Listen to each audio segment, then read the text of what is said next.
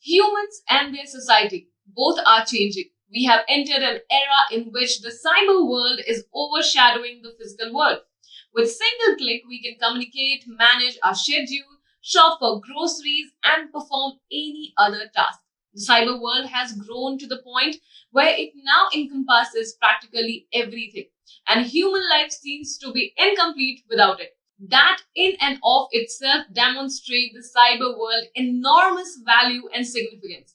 With such a large impact on our lives, this exploding technology necessitates a secure channel, and the channel that prevents any damage in the online world is termed as cybersecurity. It is the shielding of internet connected systems such as software and hardware, as well as the security of data from other misdeeds and cyber threats. And through this course, we are going to learn all the concepts related to cybersecurity. Well, sounds interesting. So, without any further ado, let's get started right away.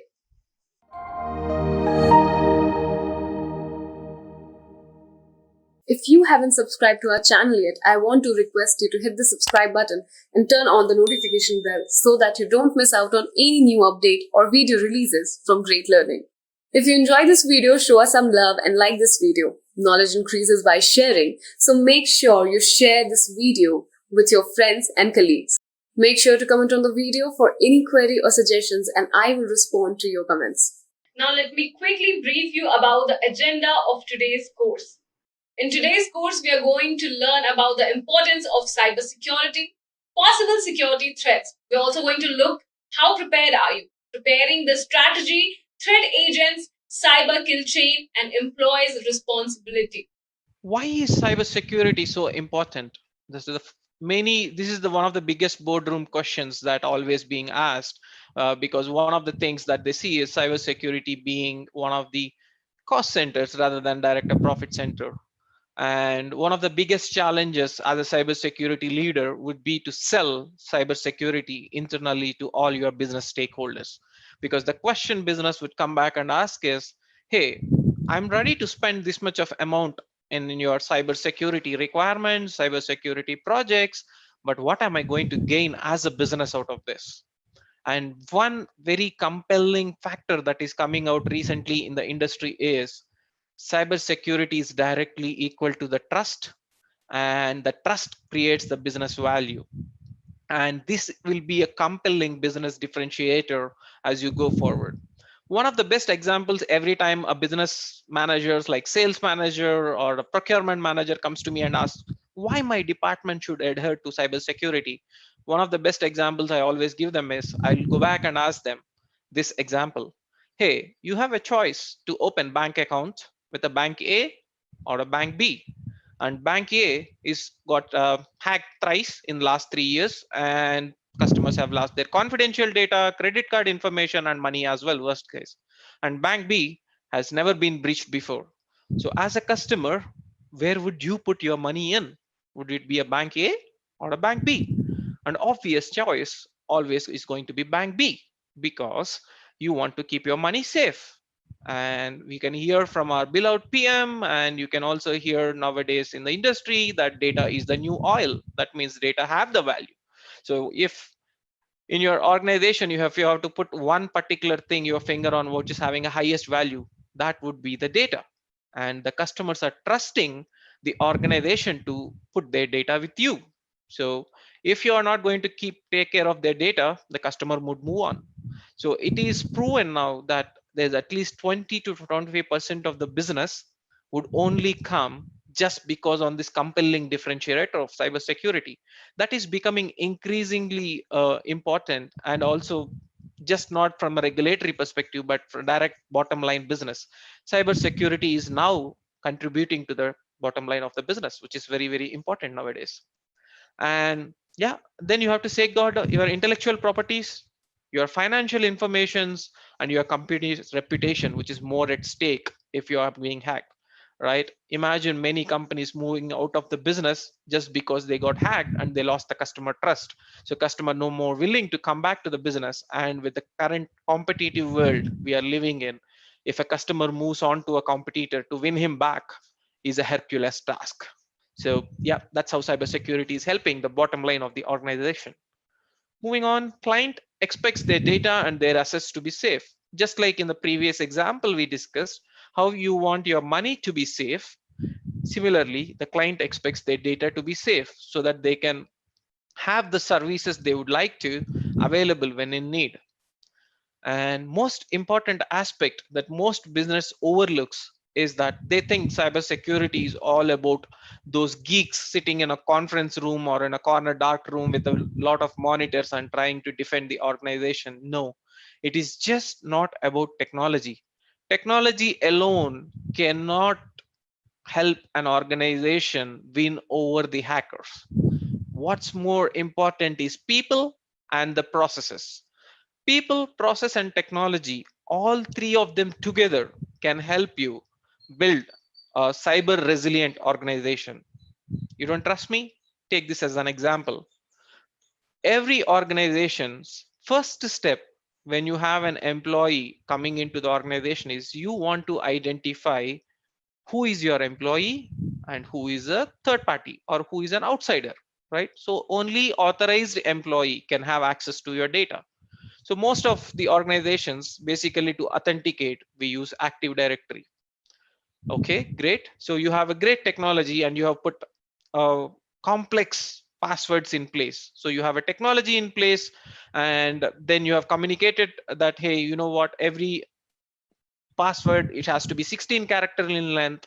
It has to have a complex ID and it has to numerics, uppercase, lowercase, all these technology you have put in place. Great.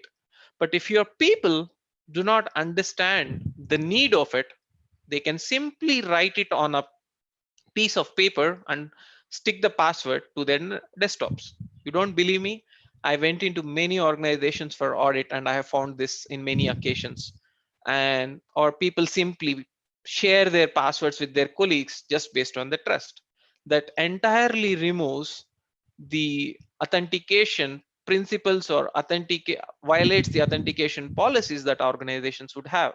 That is why it is very, very important. And a very important step I always talk when I talk about cybersecurity is cybersecurity is not just for your organization. It is to you. Cybersecurity is required to you as a person as well. Most of the people I have seen that every organization have this password policy that you have to update your password every 90 days. If you really understood cybersecurity, you should be applying those best practices and principles into your day-to-day life as well, isn't it? Leaving that thought on, moving to the next slide. Okay, so we understand cybersecurity is important, but what kind of threats do I as a person or me as an organization face? One of the most people used word viruses. Yeah, that's very common. Trojan horses, logic bombs, phishing and social engineering, zombies, rootkits, insider threats, whatnot. The threats are ever expanding in the cyber world. Why? Because we are living a new era. We are living in the connected world. It is impossible if you are thinking that I'm living in isolated territory and nobody can come and penetrate my network. No, the best defenses would are failing and they are falling to cybersecurity threats because they are not prepared, simply not prepared for the kind of attacks that are going to happen. So it is very important for us to understand what kind of these threats are. So just to take one big threat that most organizations are facing is phishing and social engineering. And this is becoming increasingly popular among hackers because the sense of security created by social media sites is what making the victims fall prey for it. So you get these kind of emails that exactly look like your customer service or exactly look like your service desk that says that, hey, this is what the new policy is, please click on this link or click on this attachment, and you would be able to understand. And people being so vigilant, they just go and click it. And right now, if you see the McAfee alerts, just for the COVID situation alone, the number of fake websites that have been created that post to give you updates on COVID situation are about 300 to 400 websites domains have been registered, and increasingly many organizations getting these email alerts such as, hey, your organization, since you're going to work from home, you need to click on this link so that the organization pays you for your home office, so please go ahead and register, and they give you a link, and you click on the link, you fall the prey. Or they are sending you emails like, hey, this is the latest update about COVID virus in your area, please click on this link to see, look at the demographic. You click and you fall prey. People are need to be aware, and the best defense mechanism is your awareness. Only when your employees are aware, you would be able to defend against these phishing and spearhead phishing and social engineering attacks. And this is not just to office. We keep hearing about these happening to people in real life as well, isn't it? These scams are happening in OLX, these scams are happening in the name of Netflix, and everywhere else. You get these fake phone calls and you fall prey. You give your credit card numbers or CVV numbers just to get a small expiry points or something like that, and you fall prey. People need to be vigilant, people need to be aware, and awareness is the best defense. People need to know what is normal, so they will be able to differentiate what is abnormal or suspicious activity. And the more you encourage your employees to forthcomingly talk and forthcomingly express cybersecurity issues, it will become a lot more easy for the organization to detect such type of attacks. If you still think, hey, my organization is still not fallen prey, or I'm cyber proof, please have a look at what's happening around. Cognizant last week, it is all over the news that they have fallen to a new ransomware attack called Maze, and you see that the number of phishing attacks, if you could see, are increased by 250% in the last year alone. Facebook had one of its worst hacks last year. And if you still think, hey, why would criminals need to target my organization? You can see that cyber criminals hacking into Melbourne hospital databases. And you can see that one of the largest shipping companies in the world, MSC, has fallen a victim for a malware based attack. So this is all over the news, and it is happening. The threats are real, and it's just a question of if. It's no more a question of if, it's only when. So the more you prepared, the better your organization would be able to react to a situation when it actually hits you. So moving on. So what you need to know is, where are you on a maturity curve for a cyber incident? Are you blind and oblivious? So you turn a blind eye to the incidents that are happening, or you are vigilant and watchful so that you know exactly what is happening in your organization as we speak, and what kind of traffic that's being generated, what kind of alerts that being generated by your log analysis tools. And threat intelligence teams are constantly hunting for the new threats that are out there. And then you have a plan in case the worst hit happens, how you can prove your organization is resilient by recovering from these incidents, and provide the trust to your customer that your services are available and the data is not leaked, even though you got hit by a incident. So on a maturity curve, this is where you need to assess your organization. So to help you assess, the kind of questions you might need to ask yourself is, at any given point of time, do I know what traffic is coming into my organization, what traffic is generating to go out of my organization? And can I confidently say what's happening on my crown jewels, on my core application systems, what traffic is being generated, and who is monitoring them? How many alerts are getting generated? Are they being monitored and being acted upon based on the threat intel they receive from the cyber threat intelligent teams? So, as I said, the most important thing for you to understand is, do you know what your crown jewels are? That means, do you know what your critical applications are? Because what you need to have is the list of your critical applications. If you do not have it, I'm sure the hackers do know it. One of the main challenges the organizations face in identifying these is that the large and ever growing structured and unstructured data volumes, right? The data the organization that is trying to collect is ever growing. It keeps expanding every day as we speak. The more and more data being collected, as the more and more hardware becoming cheaper, the archiving solutions are no more being used because they want to keep the data ready and available for analytical and analysis purposes. That's why you see the trend of big data analytics is being widely used to make business decisions. And the control the organization can have on the data lifecycle. The lifecycle includes the creation of the data, where do you store them, how do you use them, how do you archive and delete. So the life cycle of the data, how you can control at each phase, will become very, very important.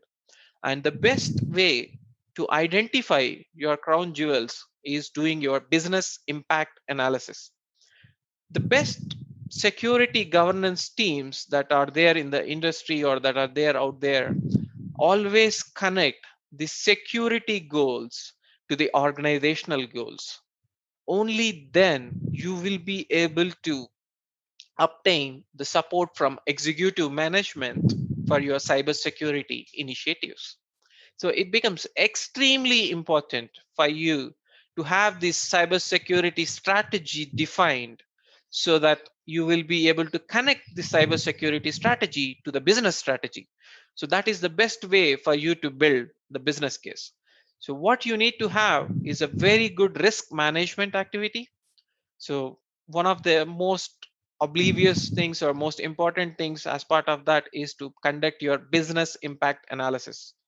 How the business processes would impact the business goals, and what are these IT applications that are critical in serving these business processes to achieve the business process goals. So only when you achieve these goals, the business will be able to achieve the business strategy. So it becomes extremely important to conduct your business impact analysis.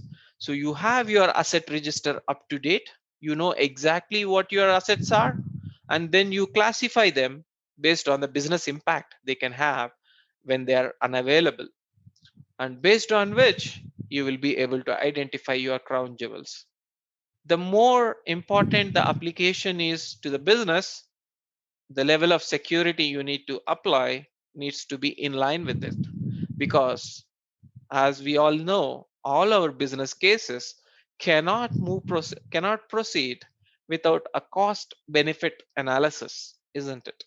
The cost to incur in putting your security controls should not exceed the business benefit out of those controls. So it becomes very important for you to ensure the cost benefit analysis is done to understand your crown jewels, without which you will not be able to come out with what kind of a security strategy you can apply to what kind of different systems.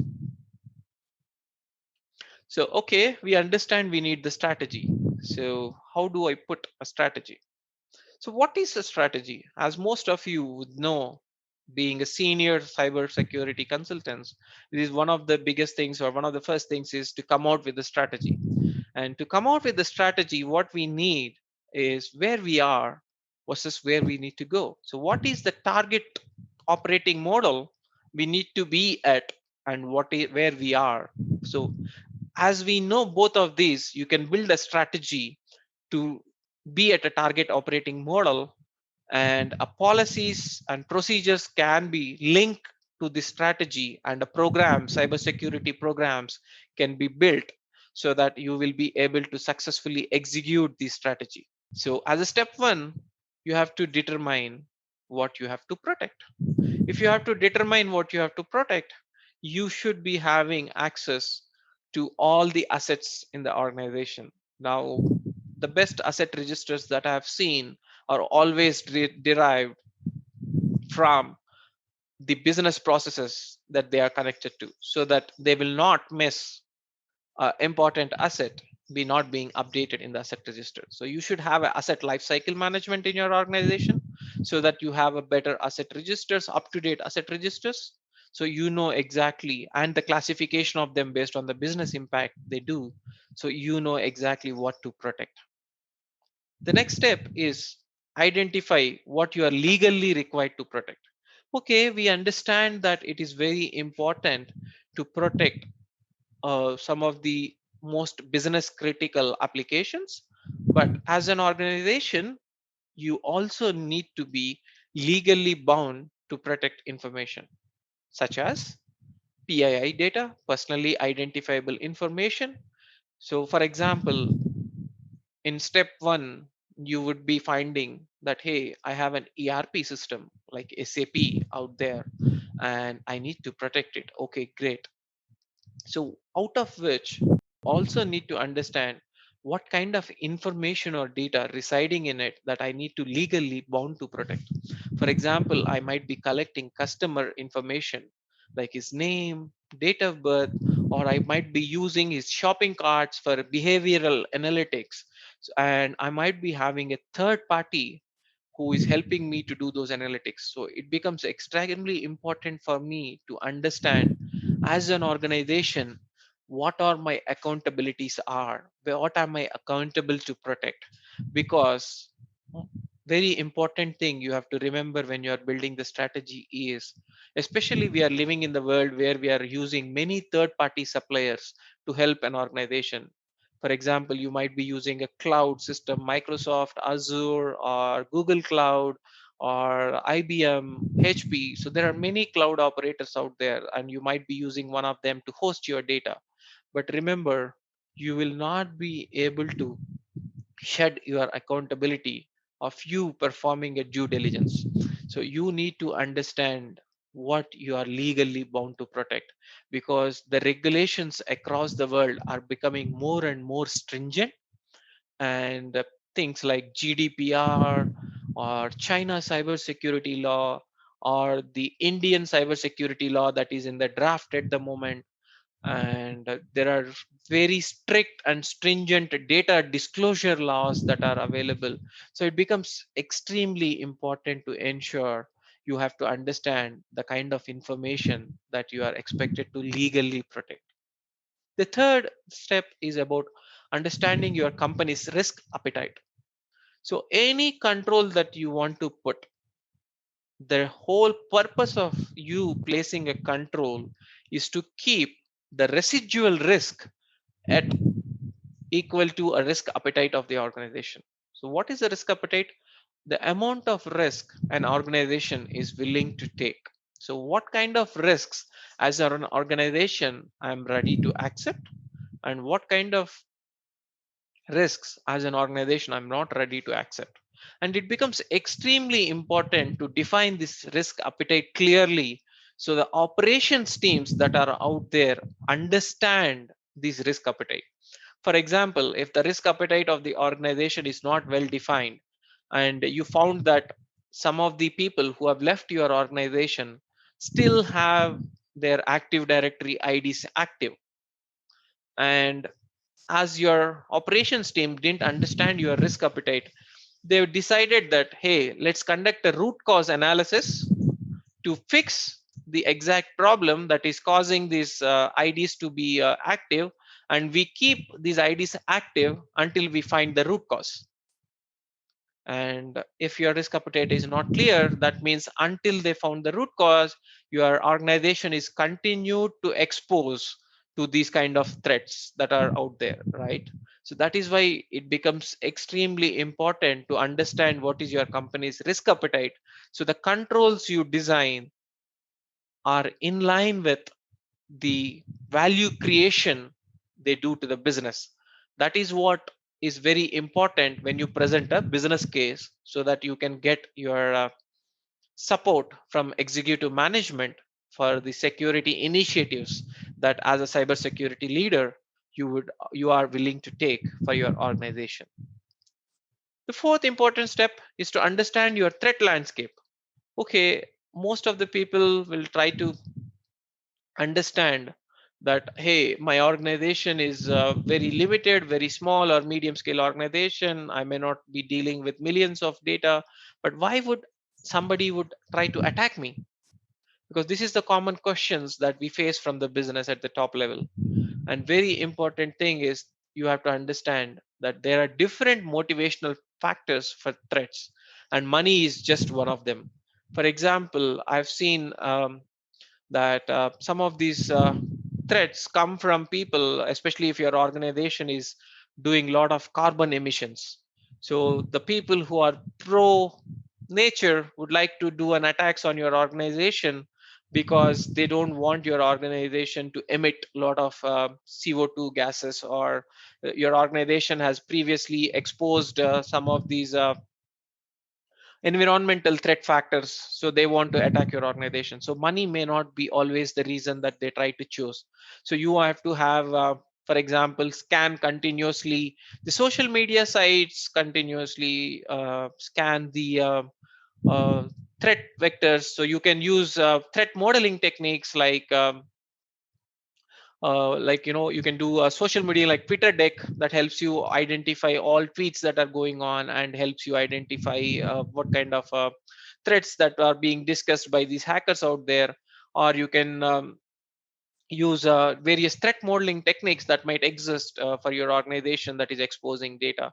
Especially now, most organizations trying to expose this data with APIs kind of stuff, application programming interfaces with REST and SOAP type of APIs that's being used.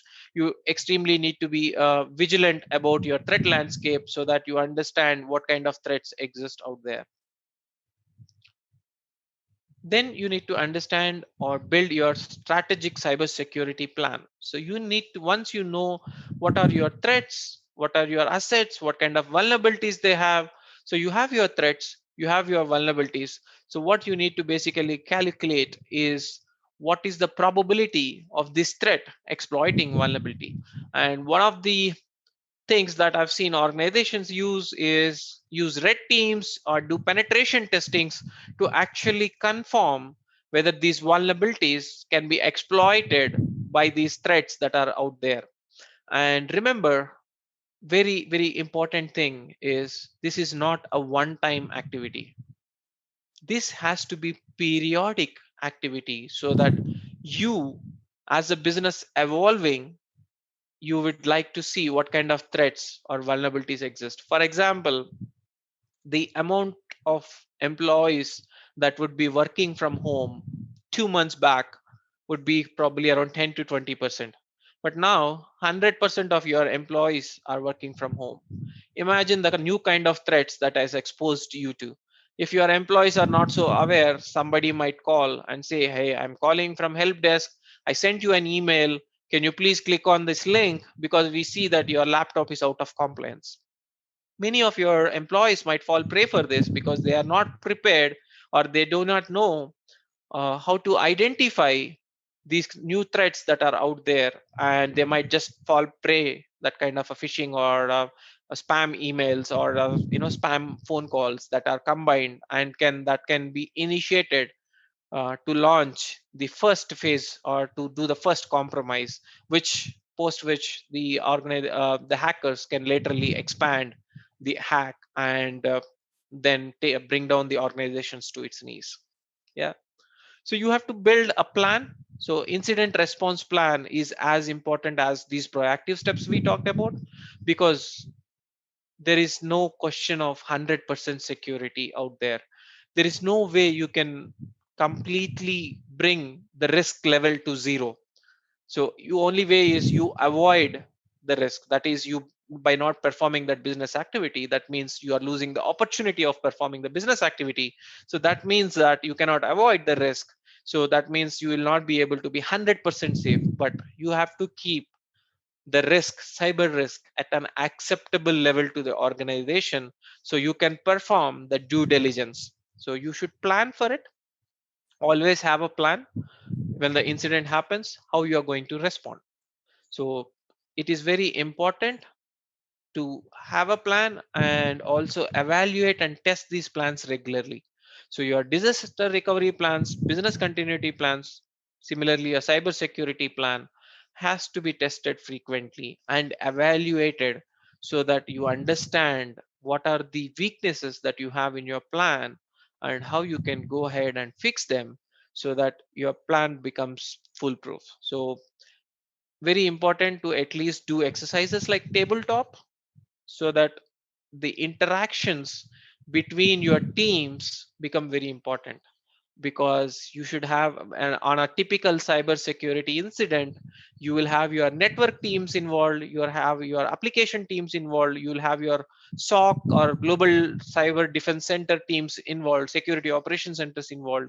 And based on the amount of a breach, your legal teams might need to be involved. And finally, very important teams, the business teams need to be involved to evaluate the impacts to the business.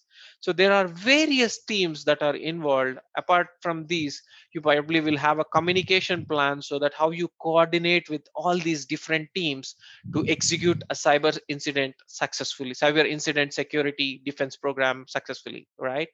So it is becomes very, very important for you to understand various elements of this plan and how they come together when an incident happens. So that is why it becomes important to test these interactions and see if they are happening successfully. So continuous improvement is important. No plan is 100% perfect at the first level. So have these tabletop exercises happening, and then real-time simulations happening, so that you can see you will be able to respond within the golden hour. So the golden hour is a term that is used in the industry, and based on the type of the industry you are in, it can vary between 1 hour to 2 hours. That is, from the time there is an initial compromise happened in your organization, before the virus or worm or trojan that we are talking about spreads through laterally through your network. The first 1 hour or 2 hours becomes extremely important, because the cyber incident response plan will only kick off once you identify an incident. So the sooner you can identify, the better you can respond. And that is why having an incident response plan tested for this golden hour becomes extremely important, so that your organization is well prepared when actually an incident gets reported. And one of the overlooked factors is the importance of your help desk. Most cyber incident security response plans I've seen, what one of the omit factor or ignored factor is your help desk. If your help desk is not so aware about the cyber threats they may have, then the cyber incident response plan kicking off would be that much delayed. So please include your help desks into your incident response plans, so they can help you identify suspicious activities faster. Then we need to move on and understand what are the threat agents. So what kind of threats we have. So as I talked about, the threat agents can have various intents and various capabilities. So for example, you will be having an advanced persistent threat, such as state sponsored attacks, government sponsoring attacks on particular organizations. We keep hearing these, that there are various governments trying to attack particular websites of another country, right? So they are advanced persistent threats. Or this could be a rookie college graduate who is trying to get into the world of hacking and trying various exploits. So the kind of intent they have could be extremely varied. So you need to understand what kind of threat agents, or that would be based on the nature of the business you are. And as I said, they are constantly evolving. And as your business varies, business operating models varies, the threats would vary as well. To give you an example, the kind of threats, for example, a few years back, most of the telecom companies would have had, now converted them to have these mobile wallets, where they will be transacting or using credit card payments, right? Which was not the case about 5 to 10 years back. They were not, you're not make they do not have these wallets, mobile wallets, right? And they're not taking your credit card information. So kind of threats they would have had about 10 years back to what is the business operating model they have now is extremely different.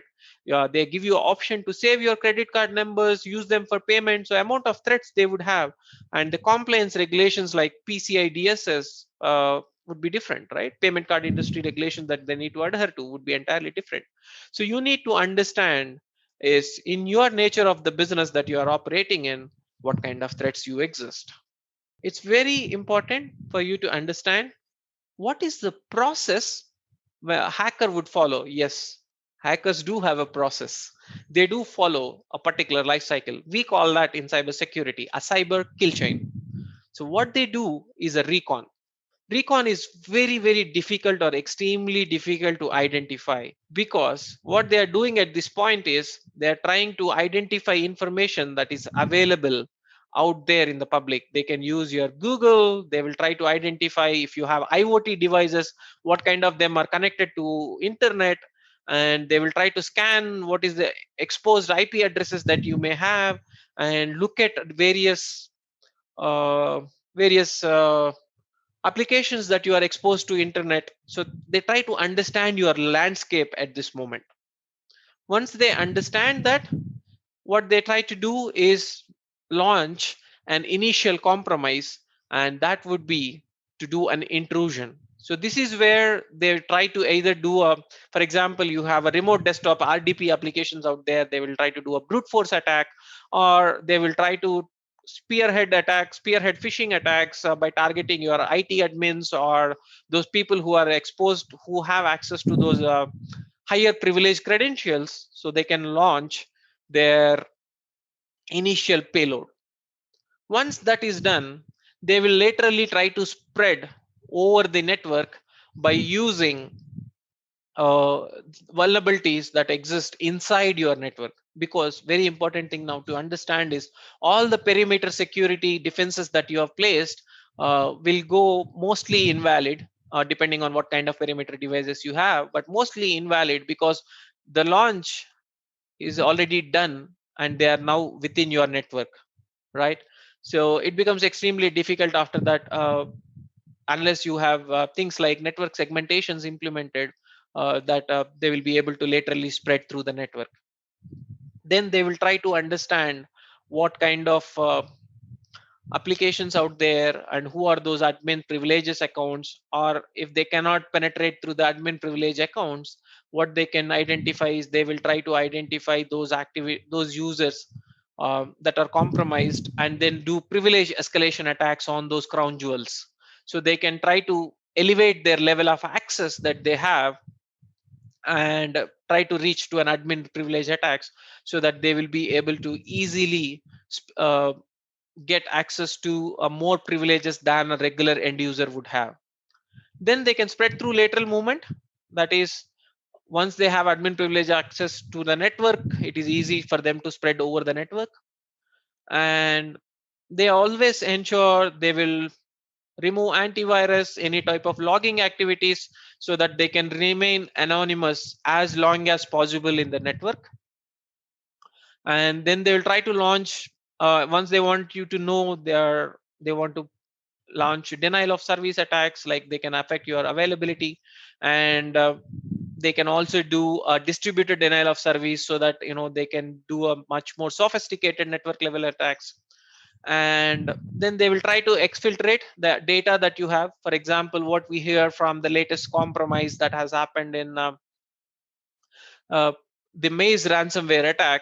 So in 2017, we all aware that there was a Petya, not Petya type of attacks, where they were doing is just locking your devices or encrypting your devices and then asking money to pay via bitcoins. But this Maze ransomware that is right now affected most of the IT companies looks like they actually have the capability to get your data out of your networks. And if you don't pay them, then they actually threaten you to expose that data out there in the internet. So it becomes more regulatory issues as well. It is no more about availability, because in previous cases, for example, if you had a defenses mounted such a way that you have regular backups taken, if your regular laptop gets encrypted, you can just simply restore it from the backup, and that's it. Then you are safe if you address the root cause of the vulnerability.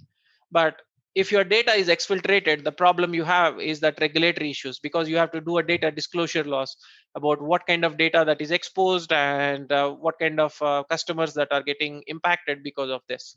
So it becomes extremely important to understand this cyber kill chain, or the process these cyber criminals are following, so that you can stop them. The best way is to detect early. The early that you detect, the easy for you uh, to put defenses, so that you can keep your organization resilient to these type of attacks, or sell security to the organization. Cyber security should be everybody's responsibility. It cannot be a cyber security team's alone responsibility, because then you are setting up yourself for the failure. Please ensure that everybody in your organization is aware about their cyber security responsibilities. For example, how many of your employees who is working from home have actually changed their network password or router passwords? You can do a simple calculation, you can do a simple pulse survey, and then you would know. You used to work from home only once a day, but now since last 2 months you are working from home every day.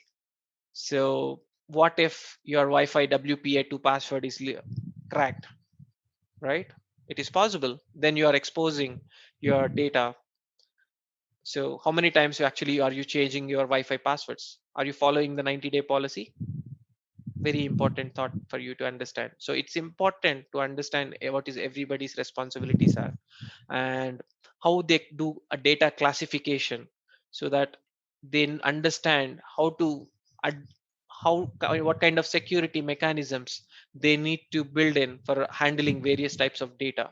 Or how do they know what is confidential data, what is internal data, what is public data, so that they are aware about social media guidelines, for example, what kind of things that they can put it out there, what kind of things they don't put it out there.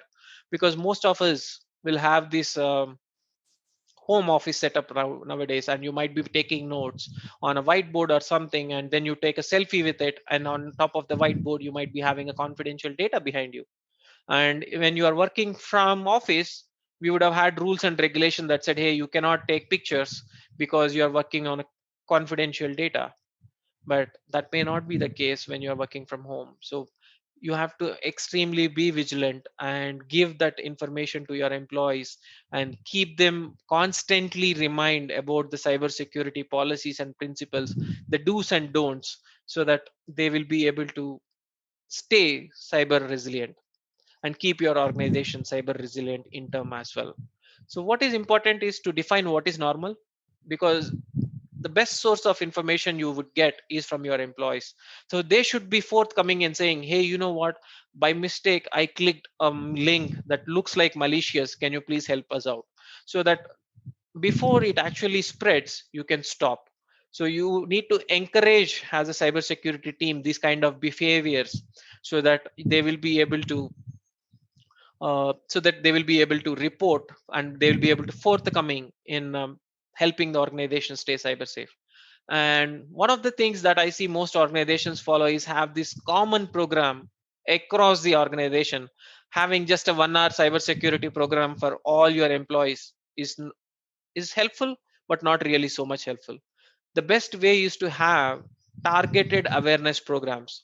The kind of an awareness a developer would need would be extremely different to what a end user or a business user would need.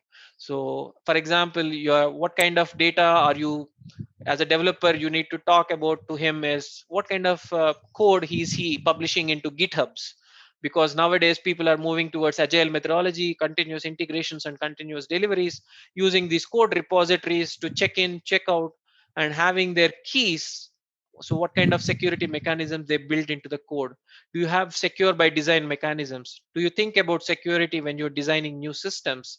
Is becomes extremely important. So have these policies and procedures in place, and ensure that you have these targeted awareness programs, so that you will be able to help or keep this content of your cybersecurity awareness program relevant to the job role of that employee, so that you will be able to help build applications that are cyber safe.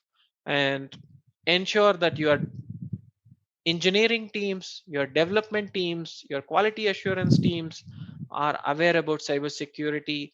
Cybersecurity requirements are baked in, and the ISMS policies that you have or cybersecurity policies you have are known to entire employees, and what is the do and what is the don't is available to employees. And just to be specific to the COVID situations or working remotely from the situations, ensure that you have a cyber checklist that contains things like what are the do's and don'ts when they are attending remote calls, what are the do's and don'ts or access points, what access points they can use, and do's and don'ts around the physical security of the devices. Have this checklist and circulate it to your employees so that they are aware what is the organization expecting them to do, and keep constantly remind. Remember, cybersecurity is everyone's responsibility, not just the cyber team alone. The better this message is across the organization will stay resilient more. Now, let me quickly summarize the course for you. In today's course, we learn that cybersecurity is a practice of protecting the system network from digital attacks. Cybersecurity has excellent benefit. For instance, it saves users from potential cyber attacks and alerts them of potential danger. Pursuing a cybersecurity career takes perseverance, dedication, and tons of work. But the efforts are rewarded since aspirants get to enjoy day to day tasks protecting companies from cyber threats and use critical analysis skills to solve real life problems in digital domains. If you haven't subscribed to our channel yet, I want to request you to hit the subscribe button and turn on the notification bell so that you don't miss out on any new update or video releases from Great Learning. If you enjoyed this video, show us some love and like this video. Knowledge increases by sharing, so make sure you share this video with your friends and colleagues. Make sure to comment on the video for any query or suggestions, and I will respond to your comments.